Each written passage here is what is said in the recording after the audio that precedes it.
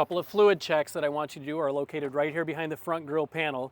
Very easy to access. You do have your brake fluid, and you're going to notice that we actually put a label right above the brake fluid that tells you to use a DOT3 and also has the capacity. And to the left side over here is just simply going to be your windshield washer fluid. Check those, top off if needed. Come around to the side of the machine. And if fuel does need to be added to this unit, we flip open the side panel. You're going to notice the diesel fuel fill cap right here behind the side panel behind the cab. On the Global R4Air street sweeper, we do have a 50-gallon fuel capacity. Top that off daily. As we continue checking the fluids on the machine and we head towards the rear of the machine, on the Global R4Air, I do want you to make note and locate where our engine oil check dipstick is located.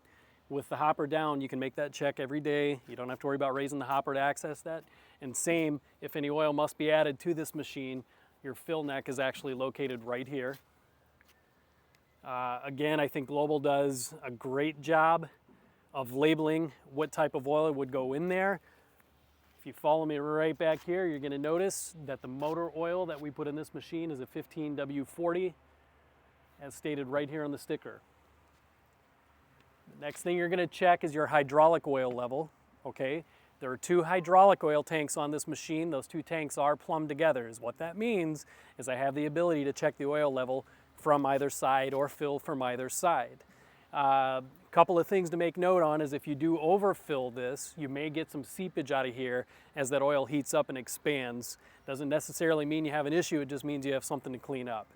The best point on level ground that you can fill this tank to and in this center eyelet C is right there where that center dimple is. If this was totally on level ground, we had just enough oil in both tanks, that oil level will fill right to the middle of that sight gauge.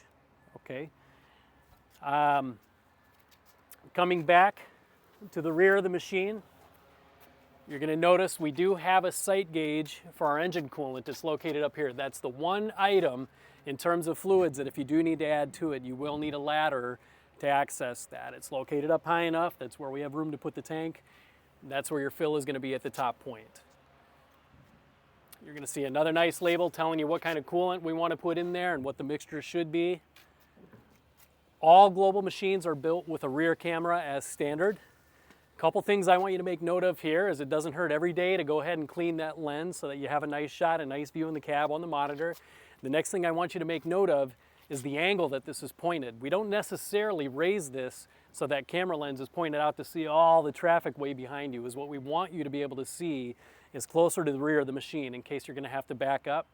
Also, it's pointed in a direction that if you need to look down and make a check to see how the machine is sweeping, this will hit the road surface so you can actually see how the machine is performing.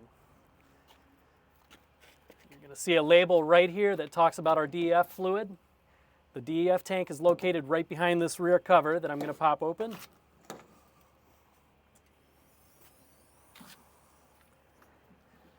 And you'll see the DEF fill neck is right here.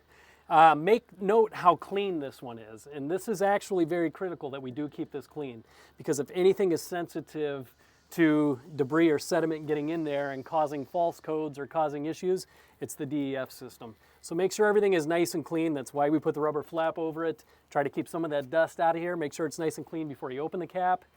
Top it off, close the cap tight, make it just make sure everything is sealed and nice and clean again. It's a 5-gallon fuel tank. Or fluid tank, I apologize, DEF fluid tank. Okay, my air cleaner, engine air cleaner is located right here. And one serious note to take on this is we would prefer that you follow manufacturer's specification, and when you do need to check that air filter, that it's pulled and replaced and not blown out or cleaned. If you have any issues down the road with the engine and they're determined that that engine's dusted through your air filter, that's going to be your responsibility. So just make sure that you do follow all requirements, all specifications by the filter and engine manufacturer when you're making that check.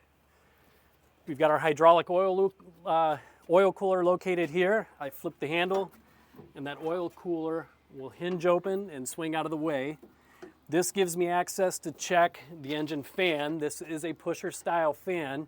I want to make sure that I don't have any damage to any of the fan blades.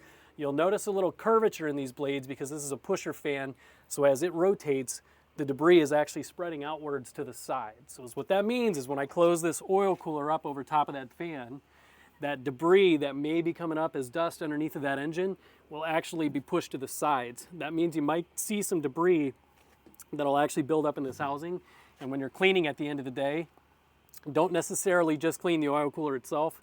I want you to clean around the housing as well. You do have a couple of points at the bottom where the water can flush out. Just make sure that we do that on a daily basis. From here, you're likely going to want to raise the hopper and check and make sure you don't have any leaks under there. You're going to have to crank the engine to do that. And if you notice right here, we have a couple of safety switches. One safety switch goes to the engine starter and one safety switch goes to the engine computer. So that's a double fail-safe if something gives out. We never want anyone to have the ability to crank that engine and that fan start rotating while someone's back here working. So in order for me to take the next step, check underneath of that hopper, I need to crank the engine to do it. I must actually close up the oil cooler, activate those switches, and drop the rear cover.